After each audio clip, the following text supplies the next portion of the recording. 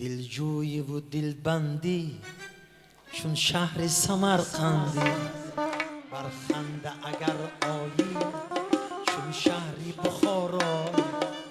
دلجویی و دلبندی چون شهری سمرقندی، بر خنده اگر آیی چون شهری بخارا. رویت گلی بادامی، چشمت می خیامی، در عشق تو شیدایم هم سعدی و هم جامی. رویت گلی بادامی، چشمت می خیامی، در عشق تو شیدایم هم سعدی و هم جامی.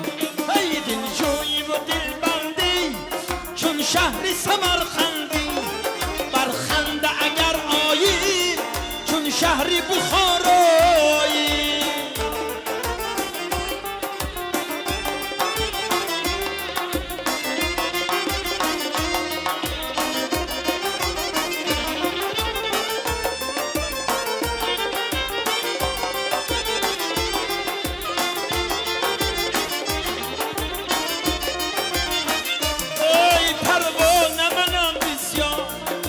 عشقی پری رخسار، پروانه منم بسیار، در عشقی پری رخسار.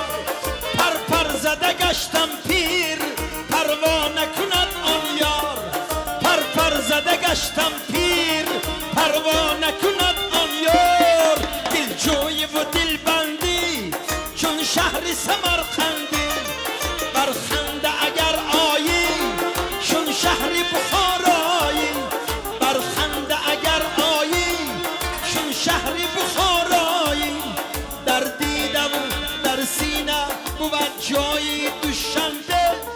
تو شهر و این دلبری همتای دوشنبه. از شعله تاج سری اسماعیلی سامان، چون روز درخشان همه شبهای دوشنبه.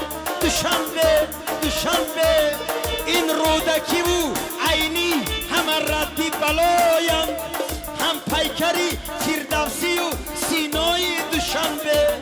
هر کوچه او پیرهی عشق و جوانیست، چون یارگیری یارکی زیبای دوشنبه.